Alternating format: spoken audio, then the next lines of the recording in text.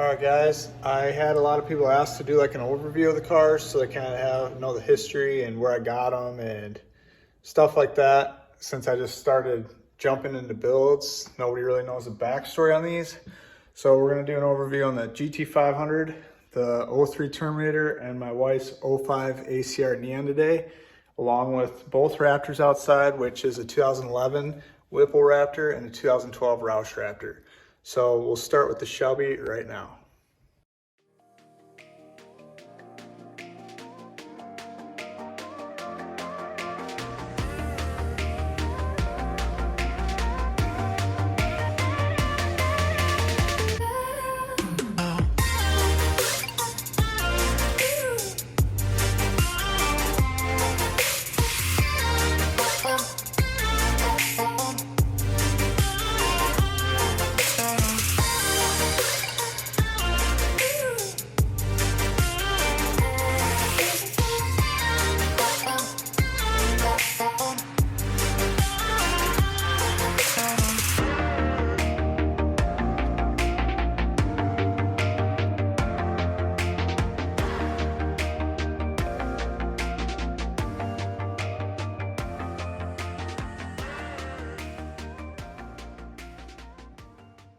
So, funny story, I told a lot of people I was looking for a GT500. I didn't expect to buy one for like another 3 or 4 years after I started looking, unless like the perfect deal popped up.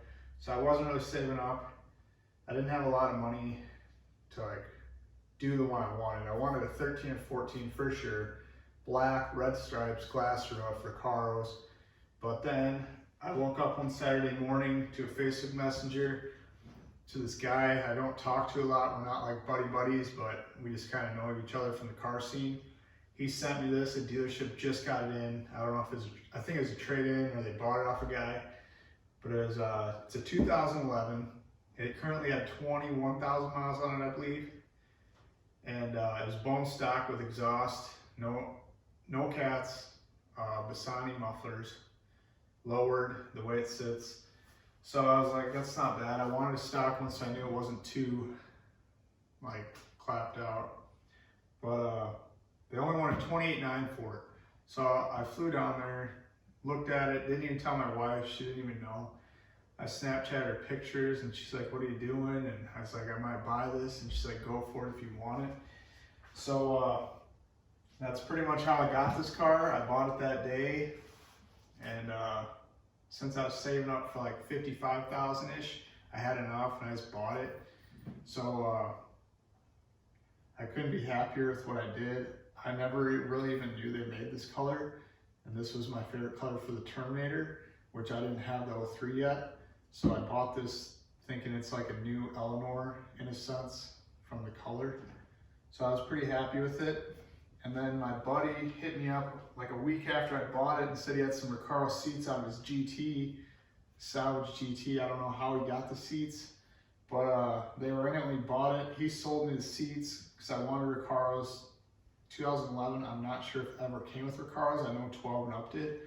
So I bought the Recaros off him for $3,000 right off the bat. So then I basically had the car I wanted. I wish the Recaros had the black inserts instead of the white, because the factory seats were all black, but they're way more comfortable than the, I call them the grandpa seats. People say the grandpa seats are more comfortable, but the Recaros are way more comfortable. I currently have 28,000 miles on this. I drive it everywhere, which you would think, I've had 2 years now and put 7,000 miles on it, which isn't a lot to some, but that's a ton for me because I'm never home. So I basically drive it everywhere. I plan on leaving it stock. I was even gonna put the factory springs back on it because it rides completely like crap. It like throws your back out. It rides so terrible. Our roads are junkier. So I was gonna put the stock springs on. I never did because it looks good and I'm always busy. I still might, I'm not sure. But I'll pop the hood. I'll show you guys it. It's in pretty good shape. There's one bigger chip on the fender. That's from me driving it everywhere. So I'll give you an overview. As you can see, the white Recaros I was telling you about, they're in really good shape. Barely any bolster wear, but it's a track pack car, so it comes with a factory white shift knob, and the seats match it. So the interior kind of matches. I just think it looks a little awkward with the gray and the white, but it's not terrible. If I can find black seat covers, I'm going for it, because the back seats, I'll just put the factory back in. But the interior is pretty clean, as a 20,000 mile car should be. But that's about it for the inside. Everyone's seen the inside of a 11 through 14. There's not much to show. The 13-14 has an electric screen in the middle. This one's just gauges. But yeah, that's that. As for the passenger side, found this on eBay a few years back. Well, it was like a year and a half, but it feels like 3 years ago. That's airbag. Paid a lot for it. Came with a certificate. That is Sharpie. It's not a sticker. So that adds a lot of like style to the interior, I'd say, since these interiors are pretty boring. The only thing that sucks is I might take it back out and put the other one back in and do a carbon fiber. Because I see that I've been seeing that a lot. It looks way better than this. I feel like these interiors are just like really boring. You don't get much for how much money you pay for these, except the engine, which are fragile in my opinion, but to each their own.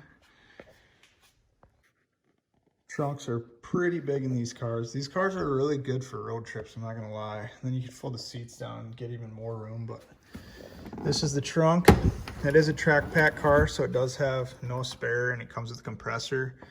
I didn't know that when I bought it. I thought it was just missing, and then I did research. So that's kind of cool. Then I do have the True Forge tanks on this also, so it has that tool down there.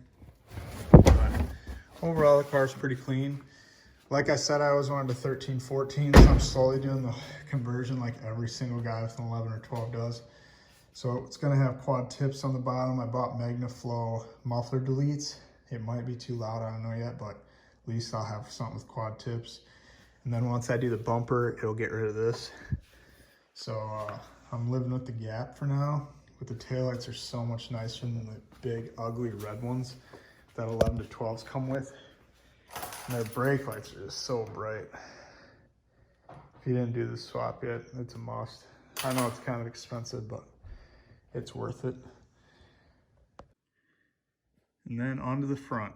I also did the 13-14 grill and the lower grill because I wanted to see the Shelby heat exchanger on the bottom. In the previous blower swap video, you'll know that's not an actual Shelby heat exchanger. I painted the logo on there just because I love how it looks. But the 13-14 front end is just so aggressive. That's why I wanted it. I still might put the little mesh thing you can buy on eBay in the front, the top grill, because bugs and stuff just get stuck in your radiator all the time. You can see it's getting beat up already. But here's under the hood. I kind of want to make it a twin to my Terminator with the Whipple and powder coat everything black. So I am looking for some factory valve covers, or I might do these because they're starting to corrode down here. You can see that a little bit. It kind of makes me mad. But I want to keep a set blue for this just in case the values go up on these cars even more than they have been. So I can always put it back to 100% factory.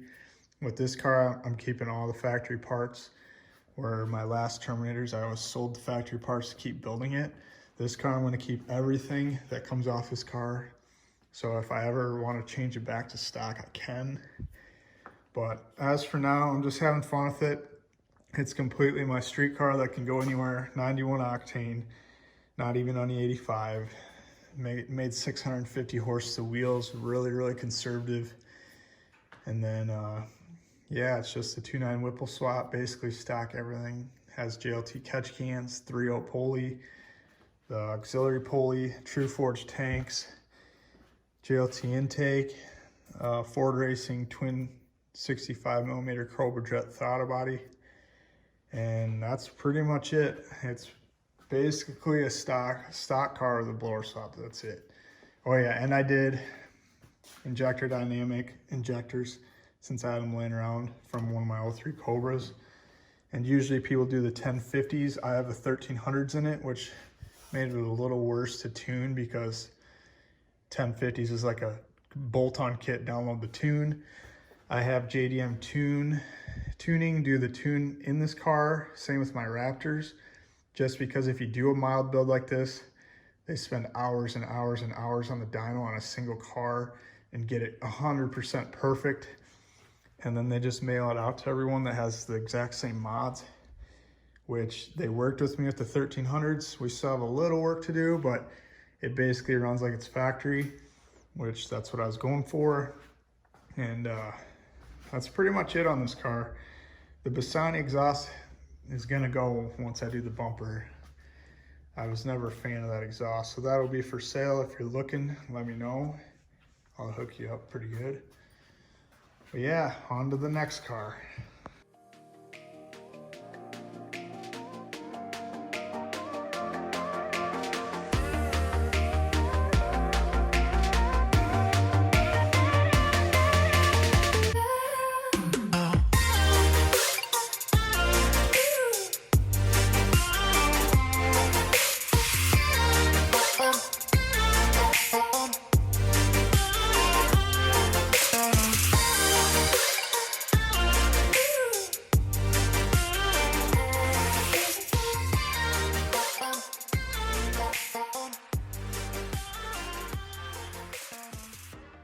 Alright, but this car is a little different.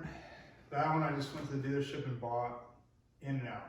This one, I seen it at Sioux Falls Ford car show. I want to say in 2013 or 14, might have even been 2012. But I met the owner, his name's TJ. I told him that if he ever sold this, give me the first shot, and you know how you tell everyone that and you never get the shot. So I wasn't really expecting him to come through with it, but meeting him at the car show, every year we'd see him at the Sioux Falls Ford car show every year, and every year he brought this, he would win first, obviously. But I was pretty jealous of it because I just got my my silver convertible, and I'd be at the car show and I had it as nice as I could get it. It was an 84,000 mile car at the time. This obviously is mint. So I modded all mine as nice as I could, but obviously you can't beat something that doesn't have miles on it and it's built. So I was a little bit jealous at the time, plus it's a hardtop and DSG instead of silver. So I always wanted this car. I pretty much begged him to sell it to me for 6 years probably, I'd say, 6 or 7. So when he gave me the call and said that I had an opportunity for this, I didn't waste no time. It was a few months after I bought my GT500, so I didn't really have the money at the time, but I sold a lot of my assets as fast as I could to get the money for this. He literally brought this to my garage before I even gave him $1 for it. That's how good of friends we became, all over this car. And we've been talking all those years. Every time he had a problem with this car, he'd ask me or have me fix it. So it's been in my garage before I owned it, fixing it. But it just shows you how good of friends we are that he trusted me, just brought it to my house. I paid him like 3 months after it was sitting here and got it all squared away. But this car is really sentimental to me, and I've never thought he'd sell it, period. But if I ever did have to sell it for some miraculous reason, I'd call him first, 100% sure. Even if somebody offered me $100,000, I'd give him a shot first. So that's kind of the backstory in this car. It's really sentimental to me, on top of being my dream car. So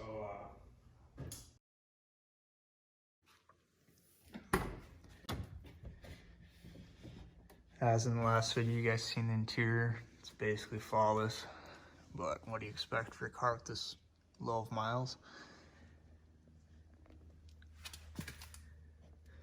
The only thing that I do want to change is they used to have the Aeromotive fuel pump on the switch here, which I think is retarded. My salvage title 53,000 mile Terminator I just bought at the shop has a perfect bezel, which I've been waiting to find one that meets my standards for this car. So I'm going to swap these out to cover these holes. I'm going to buy a data plate for it, for that car obviously, and then I'm going to swap them out and leave this one perfect. So once that's in, that'll really clean it up in here, because that's about the only thing that I don't like about this interior. The rest is like perfect.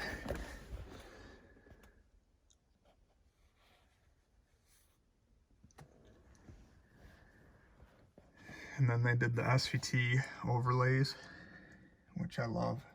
I did that in my silver convertible also.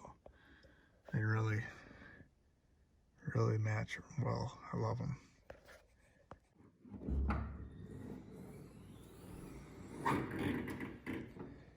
There's the power plant of this beast.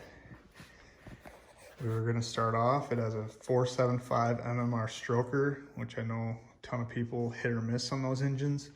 This one's obviously been running good since it was put in here in, I believe, 2006 or 2007. It's got quite a few miles on it. They're all pretty hard miles. This car is not one that you just go putt around in, I'll tell you that. But it's 475 mmR stroker, stock heads, but they're port and polished with comp cams.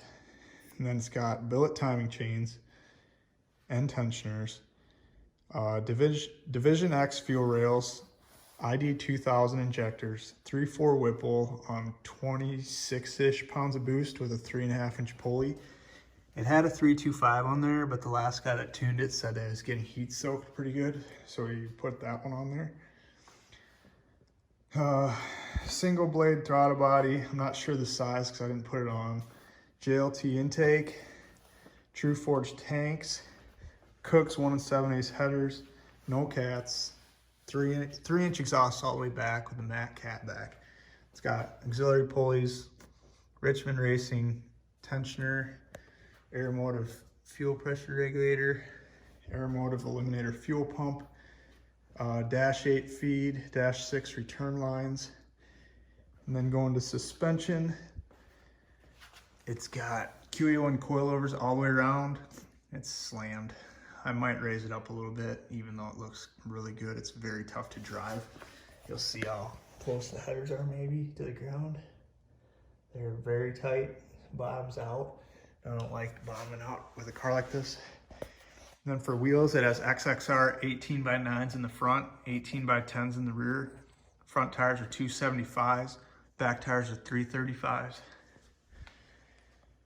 And like I said, the exhaust, it's 3-inch all the way back, but it's polished. Very, very sharp. Has the battery shut off in the taillight. It has the paint matched Cobra logos, but they're reflective. It's kind of hard to tell. Always in beast mode license plate cover. That's kind of means a lot to me because the previous owner had that made for this car, but he made one for me also in my silver car, and they're both paint matched. So that's kind of cool that I have them both now. But yeah, that's about it for this one that I know of off the top of my head. I know it's got a twin disc clutch also, I forgot to mention. And then I think the transmission's built, rear end's full tilt and boogie everything, along with a diff brace, or maybe it's a diff cover, I don't remember. Like I said, I bought this car like this, so I don't know everything about it, and I haven't even had it in the air. But it's got DSS Stage 5 axles, I know that for sure. It's basically fully built. I think the trans has a Viper spec kit in it, but I'm not 100% sure. It shifts like butter, has an MGW shifter. And yeah, that's about it for this one, since I just made a video on this car. Go back and watch it if you haven't. I'll tell you more about it. This is by far my favorite car out of all of them. And now on to my wife's Neon.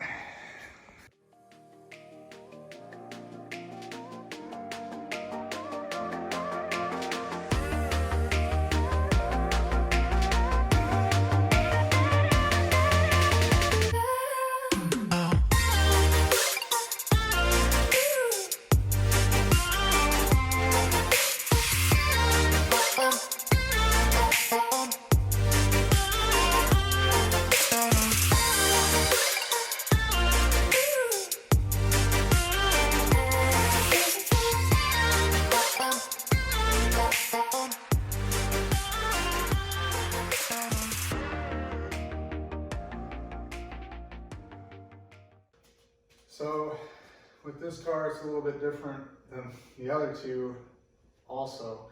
So we had a red one of these that was just big wheel turbo, just starting to get mods done to it. Is pretty stock, pretty sun faded, is red. So we had a carbon fiber wrap on the hood and trunk. it was kind of cool, but you know how wraps are, especially carbon fiber, they get thick, sun cracks and stuff. But anyways, we broke the exhaust manifold, factory manifold, really known to crack. So I posted a status on Facebook looking for an exhaust manifold. Well, this kid hit me up that owned this car. He's like, hey, you come pull the manifold out, 25 bucks, it's yours. I was like, heck yeah, dude, I'll come do that. So when we got to his house, I seen his ACR right away. He was sitting in his front yard, weeds all around it and stuff. I was like, it's kind of weird.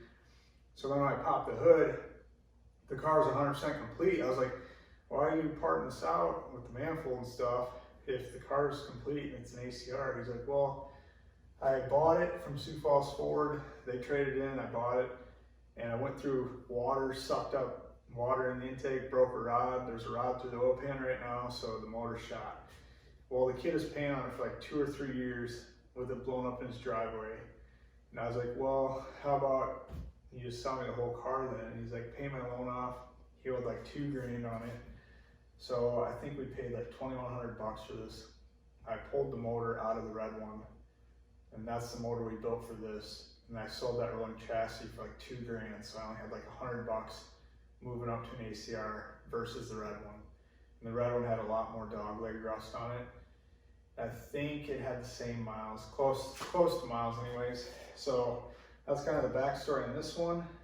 Obviously, is a heck of a find.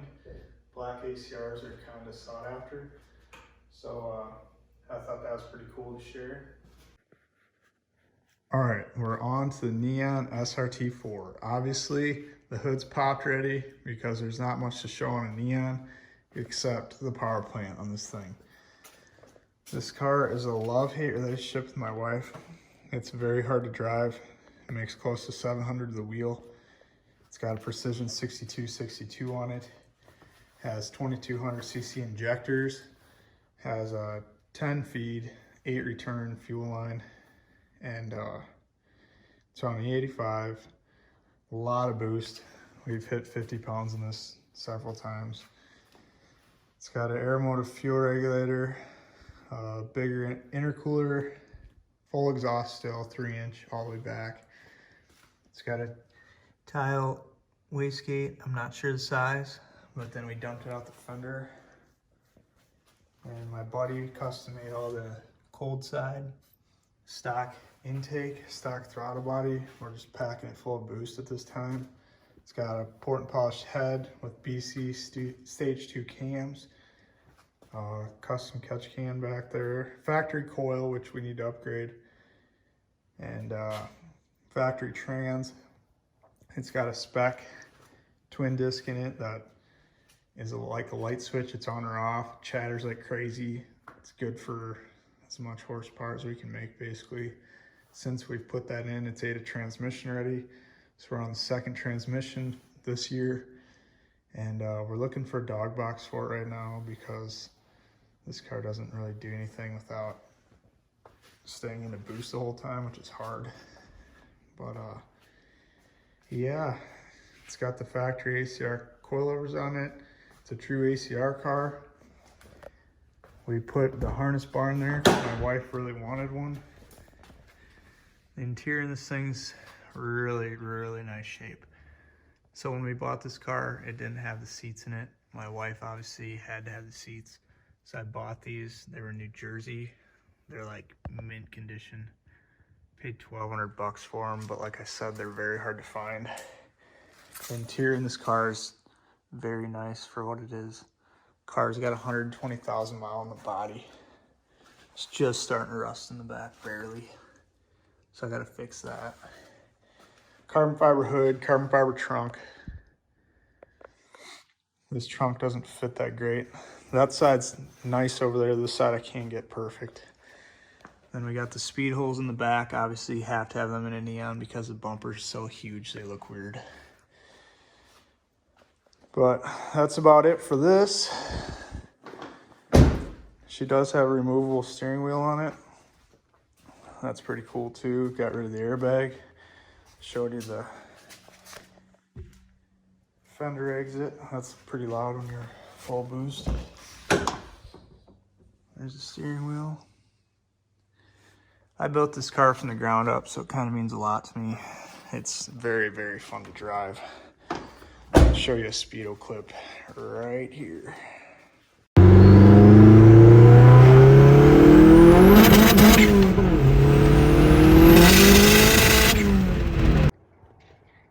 Onto my Ford Raptor.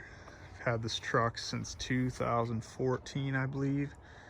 This truck is a 2011. It was 100% stock when I bought it, down to the exhaust, down to the intake, everything. I did the Addictive Desert Design bumper in the front, which is about the only Baja bumper I like. I have Moto Metal 962s with a -44 offset, custom wrapped by a wrap shop here local. Was cool at the time for me, but now I'm kind of getting over it, and I'm going to put some methods on this truck with a 0 offset. So these, you can see the tires are pretty bald. That's the reason why I'm letting it get so low, is because they're coming off for good. I bought a set of Raptor retrofit headlights. They were white. I bought them years ago for $2,200. I pulled them apart myself and painted them blue. Color matched the fenders, color matched the emblems, which adds a lot of taste to it in my opinion. I have the Roush logo on there, the off-road one, because I bought my wife's truck with the interior in this in my wife's truck. I wanted the blue interior. Right when we got her truck home, I literally pulled it apart the same night because I was excited to finally have the blue accent interior. And also with her truck, it had a Roush Phase 1 supercharger kit on it. I put it on my truck, changed it to a Phase 2, so I basically made this whole truck a Roush. And then after a few years of that, I got tired of it, bought a Whipple, found it cheap used locally off a guy that seen my truck when I first got it. The first week I had it, had to give me a ride. So now this has the Whipple on it, and I put the Roush back on my wife's truck where it was to begin with. And then I love the 10 and 11 graphics the best. I'm trying to save them as long as I can because they're discontinued. Color matched the tailgate black to match my smoke taillights. Kind of looks like a platinum now. Color matched all the emblems. It's very dirty. This is pretty much my work truck now. I drive it every day. And you know, when you drive stuff every day, they kind of get whatever, ignored, forgotten. It's very dirty. It's the dirtiest it's been in a long time. But I still love this truck. In my opinion, there's not an upgrade. Diesels have good power and pull better, but they're expensive. The maintenance sucks. This truck literally just changed the oil and beat the piss out of it, and it hasn't skipped a beat yet. I color matched the Whipple. I can make a video on that if you want with the swap as well, because I did video that years ago. Color matched everything, made it kind of look like mud splatters.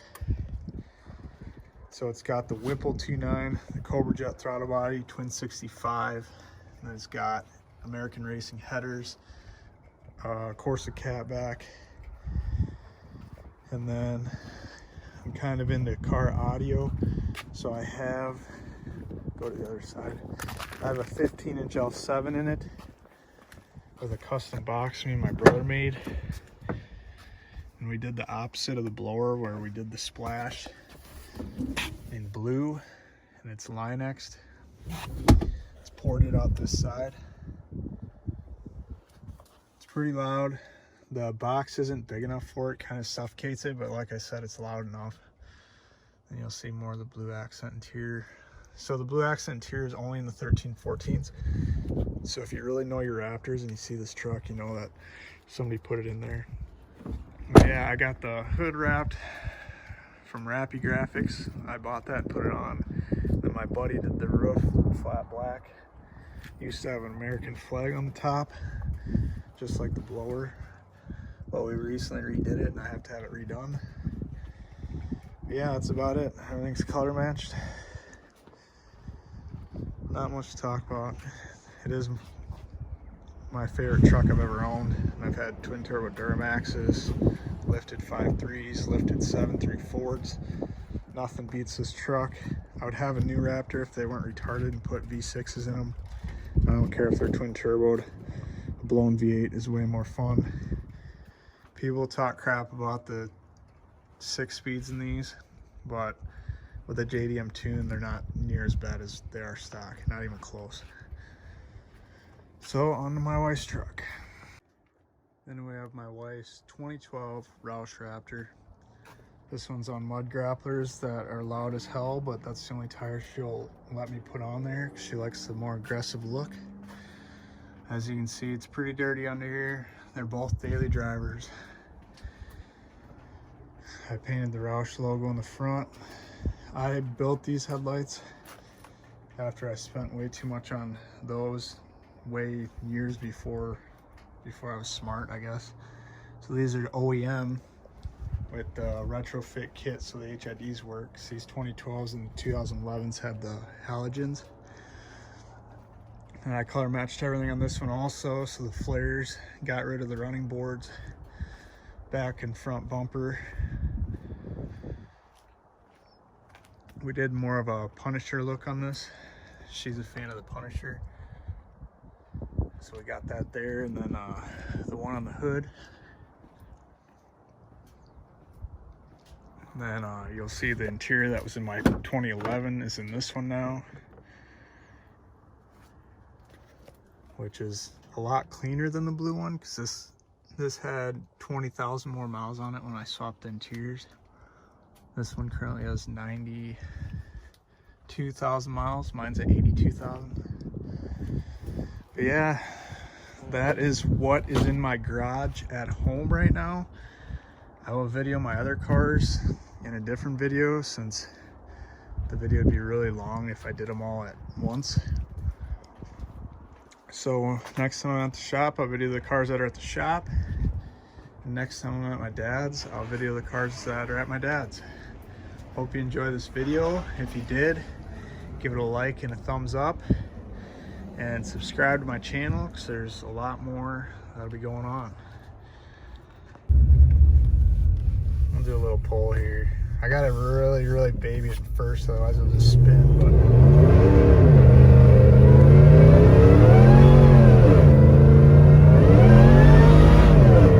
still just spins. I'll just have to do a higher roll. This truck just spins like crazy. Unless I do 4-wheel drive, and I don't feel like breaking it today. Alright, we'll try it again from a roll. It'll still probably spin, but you'll get the idea.